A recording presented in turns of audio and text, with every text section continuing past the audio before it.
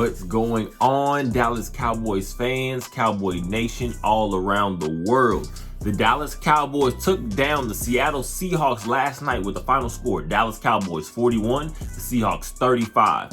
It was, I guess you want to say it was kind of a mixed bag of results on offense and defense, again, just overall, because last night, of course, if you watched the game, it wasn't the best performance by the defense, obviously, because, again, the Seattle Seahawks were able to kind of get some things rolling and into that first quarter and throughout the remainder of the game for the most part. I mean, obviously, we see the defense was able to kind of shut the door at the very end of the game, but obviously, it was an offensive-led game, personally. And also, again, the special teams, Brandon Aubrey having a great start of his NFL career. He also was just a big contributor last night. So, but yeah, again, to me, I'm going to say at the end of the day, you can't complain too much about a win because we do know the NFL is kind of getting, again, I won't say any given Sunday, but last night, a Thursday night game. But it's a week-to-week type league, so you have got to come in focused and ready because every team has some guys that can make some plays. And we saw that last night with some guys, whether it's a Geno Smith at certain points of the game. You see, of course, obviously we saw what DK Metcalf did last night. So you have got to be able to lock in and stay focused because we do know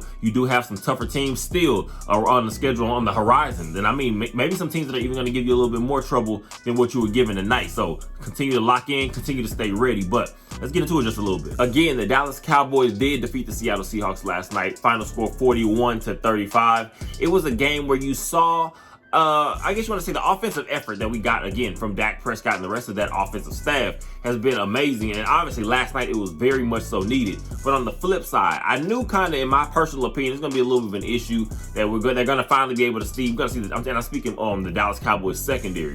You're going to have to face off so it gets a little bit better of a wide receiver staff and potentially what we've seen so far in this season, outside of obviously the Philadelphia Eagles wide receiver group. So you're going to have to be able to come in and stay ready because you do know they do have some guys that can kind of test you downfield a little bit. And what we did see in the early on in the game, obviously the Dallas Cowboys offense drives down takes the first drive down into the red zone, end up having to settle for a field goal. You're thinking, okay, maybe we'll still be under control. But the Seattle Seahawks come down there, and again, it was just early on in the game, you were able to kind of see that they didn't let, I guess, the environment. You can say Cowboys Stadium. You do know it's a massive stadium. And when Cowboys fans are rowdy that game, it can be a bit of an issue. So the Seattle Seahawks were able to kind of hit one of those big, and I kind of likened it, big shots downfield. It wasn't really downfield, but again, ends up being a big play. I kind of likened it to against the New York the Jets earlier this season. I think we're playing, I think it might have been Garrett Wilson from Zach Wilson. It pretty much is a ball that can only be placed in one spot that the defender can't really have it. We'll have a big issue trying to actually be able to contest it. The ball is right on the money, and next thing to go, I think there's no backup safety but helping behind the play. So DK Metcalf last night, I believe 73 yards to the house. DaRon Bland obviously is in coverage. He's having some issues last night, lots of issues, because again, one thing about the NFL, it's not friendly to anybody. So if you're one of those guys making plays, especially starting to make a name for yourself a little bit, obviously the rest of the league is going to be looking around and thinking, okay, but what are that kid's weaknesses? And last night you saw pretty much early and often the Seattle Seahawks taking shots at a guy like DaRon Bland, DK Metcalf plenty times down the field, Jackson Smith and Jigba a couple times, one that ends up fortunately for the Dallas Cowboys, but unfortunately for the Seahawks, ends up being incomplete right before halftime. But then they come down there and score anyway. I believe with DaRon Bland having a defensive pass interference on that same play. So it was a game last night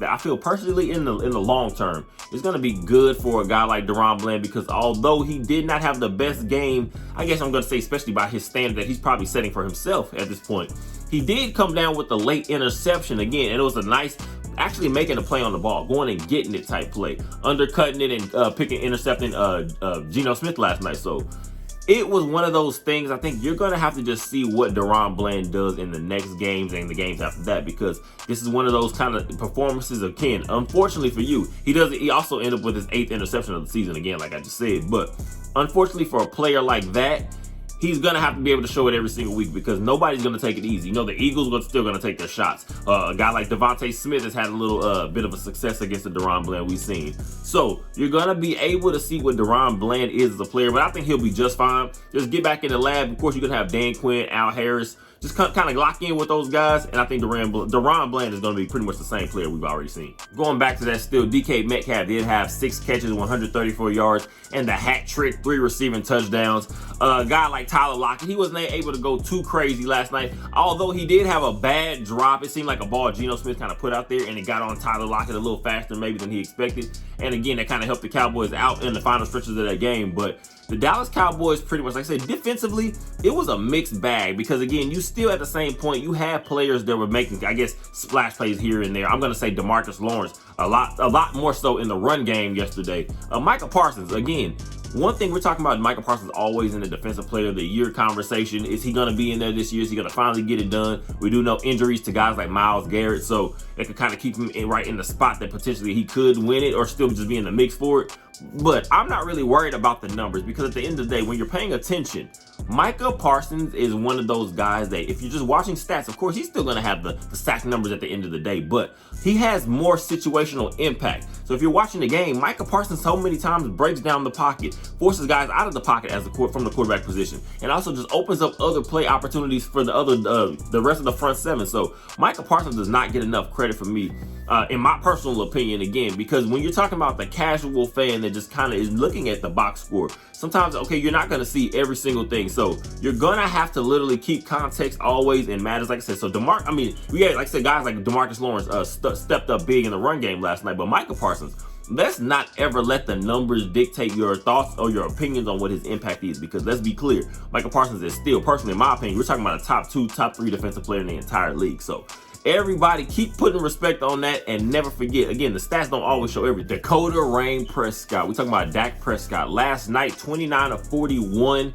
299, barely under that 300-yard passing yards mark. 3 touchdowns, another 0 interception game. Now bringing his total touchdown, I think, to interception ratio to 26 to 6. So again, you're looking at Dak Prescott, I believe, completing over 70% of his passes last night. 115.8, I believe, passer rating. So Dak Prescott has been what he has remained to be for about the last month and a half of this season now. We're talking about just surgical, methodical, and just breaking down complete defenses. When you're watching the game last night, one of the biggest things I did notice was when Micah Parsons, on the flip side, you're starting to see guys like Micah Parsons not having these big splash plays that we've kind of come accustomed to over the last few weeks, and all of a sudden, or just the defense on the Cowboys unit in general, starting to make these early kind of splash plays and helping their offense on the Dallas Cowboys just kind of get us out to like a nice solid lead. Obviously, last night we were not able to do that. So it's going to be one of those games where you're watching is back and forth, kind of like a tennis match a little bit. So you're going to have to stay locked in and stay focused. And Dak Prescott last night, he showed that he is actually a quarterback. I say it all the time because one thing, some people can play the quarterback position, and sometimes you're going to have big numbers. Again, you have so many athletes and playmakers on offensive sides of the ball a lot of times. Sometimes you can make a little simple screen play, a little hitch route, something like that, take it 60, 70 yards, and those numbers look real gaudy. But when you're talking about actually playing the quarterback position, coming to the line of scrimmage, calling out the check protections, if being able, again, we're talking about a guy, Dak Prescott is now, when you're watching him come to the line of scrimmage, he's pretty much being able to better diagnose defenses. We're talking about disguised defenses. So just Dak Prescott playing the quarterback position in general. And one thing for sure is what you're watching now, especially, we do know CeeDee Lamb had another great night last night. I believe well over 10 catches in this game. Obviously another 100-yard game, and also having another touchdown catch in this same game.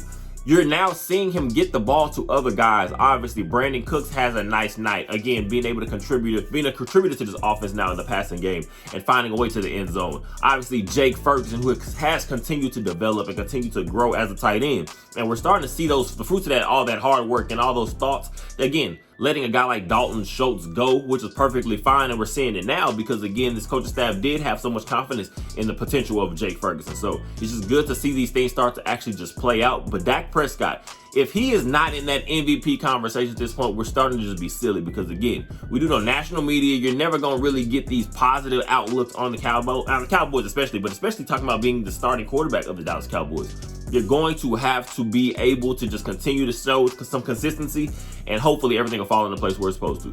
CeeDee Lamb, 12 catches, 116 yards, a touchdown. Also, we're talking about Jake Ferguson, 6 catches, 77 yards. But going back to CeeDee Lamb real quick, he had 17 targets last night. That is, to me, is just showing, again, we're just continuing to stick with that approach of feeding your playmakers. There were a couple opportunities last night. Again, we're talking about still having a guy with 12 catches, 116, and a touchdown on 17 targets.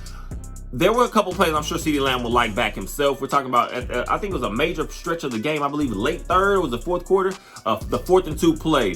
Dak Prescott puts the ball right only in the one place that it needs to be able to keep it out of harm's way from the defender, but still giving CeeDee Lamb a chance to make the catch. And there were a couple of drops last night. Like I said, I'm sure he will literally be able to take these back. And if you have that, put him in the same opportunity multiple times, he's going to come down with it way more times than not. So I'm not really worried about it. But again, it was able to just be able to see the weapon that CeeDee Lamb is. And again, he has again, as much potential, I'm going to say, as anybody around the league at the wide receiver position to just continue to be able to grow, continue to be able to get better and become more of that weapon that we become, I guess you want to say, projecting him to be already for this team.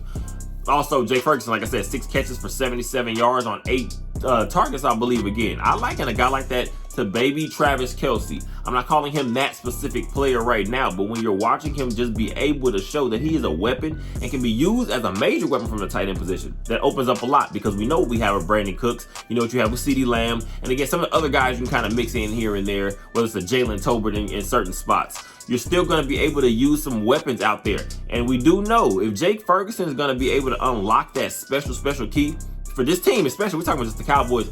Last thing anybody wants to see with this team is being able to have more weapons that we can just use all over the field in the passing game. So Jake Ferguson continuing to develop at the rate that he is, sky's the limit. Tony Pollard with a nice solid game, I guess you can call it overall. I believe he has about 15 yards on the receiving end of the game. But in carries, we're talking about Tony Pollard with 20 carries for 68 yards. He did have a rushing touchdown after, I'm going to say, there was a play in the end zone. Dak Prescott, again, puts the ball right where it needs to be. Tony Pollard's kind of falling back, but it's an easy catch, should be, for a guy with his skill set. Hits him right in the face mask. No touchdown reception right there. But again, come back the next play, I believe, ends up being pretty much, I'm going to say, more of a shotgun type toss play. So Tony Pollard ends up making it to the end zone. Nice hard-nosed running. And it was what I'll say for another week. It seems when Tony Pollard has gotten deeper into games, he's running a little bit harder and harder. Last night, the O-line, I guess you want to say, it wasn't, I wouldn't call it terrible offensive line play, but it wasn't really good by any estimation, because again, there's still some times where you're going to see better potential guys. We're talking about on these D lines that are still we have to face. We're talking about maybe the Detroit Lions. We know they have a nice front seven. And also, obviously, the Philadelphia Eagles can get the job done too. So you're going to have to get much tighter and crisper at that, just, I guess you want to say, more in a running game, because you cannot put everything completely on the quarterback position. Yeah, Dak Prescott is very hot right now, but you're going to have to be able to have some kind of consistent running game. But watching Tony Pollard again, one thing I will say, even if the numbers are not just flashing off the board at you, he is running very hard right now. Again, we already know what Rico Dowdle is, that physical type runner. So Tony Pollard has started to got his legs under him just a little bit more, I can see. So hopefully they can just continue. And real quick, just some more shout outs, I guess, to some players that stood out last night. Real quick, Jordan Lewis had a nice solid game last night. If we're talking about just the deficiency that we were seeing from the secondary last night, Jordan Lewis, to me, in my opinion, had a nice solid game. He made, especially talking about some late game, pass breakups, which helped majorly, especially just keeping this offense pretty much in the mix for being able to go down there and take the ball down and win the game. So we are now going to have to see if everybody can just continue to be consistent, because again, you're going to see some guys being able to be tested a little bit more, like I said, Deron Bland, in the coming weeks. And I'm not going to even miss my words at that. I believe, yeah, Deron Bland, it wasn't really as if I'm saying as he's just going to be inconsistent now, but people are going to test him a little bit because they did see some success last night. So Jordan Lewis, Stephon Gilmore, these guys are going to be able to have to lock in on their matchups and see where we can go. Also, with Brandon Aubrey, again, I've said week after week after week at this point, 4-4 last night, big field goals just to keep us in the mix when the offense was not scoring touchdowns on some of those drives. Brandon Aubrey, 4-4, like I said last night, now taking his season total to 26 of 26 to start his NFL career. So a guy like that, if we can just continue to get that solid production from the special teams department, we're going to be good to go, because again, we do know games are very tight more times than not, and every time it can come down just to one possession. So if you have a consistent field goal kicker like Brandon Aubrey is showing he is right now, Dallas Cowboys have, I guess we could say, we finally have us one right now. After the Dallas Cowboys have now played about 3 games in about 11 or 12 days, you're now going to see the Dallas Cowboys get a little bit of time off, which is going to be well needed. I believe about the next 10 days or so until the next Dallas Cowboys next game, which will be December 10th against the Philadelphia Eagles, Sunday Night Football. That's going to be have some very big implications on the NFC East and just the NFC potential seeding in general. So the Dallas Cowboys have got to come in ready, get your rest right now for a few days, then get back to the field, get back to work, get back in the film room, because there were some mistakes we saw on lots on camera last night. So we're gonna be able to see that, the rest of the league is also watching, especially like I said, some of these tougher opponents we're about to be facing, talking about in case of the Bills and the Dolphins and the Lions, and also again the Philadelphia Eagles. So continue to get better, continue to stay focused, continue to get healthier, and hopefully again we can bring in a guy like Shaq Leonard to this defense and help solidify maybe some things that we are kind of missing when it comes to defensive matchups. So we'll be good to go. I believe the Dallas Cowboys still in position to make some noise if we can just continue to be healthy and continue to get better, because we do know postseason is right around the corner if you're going to be one of those teams. So this is where you just want to continue to improve your team with just these small details. As always, I appreciate you guys for all the support. Go ahead and like, comment, subscribe, and share.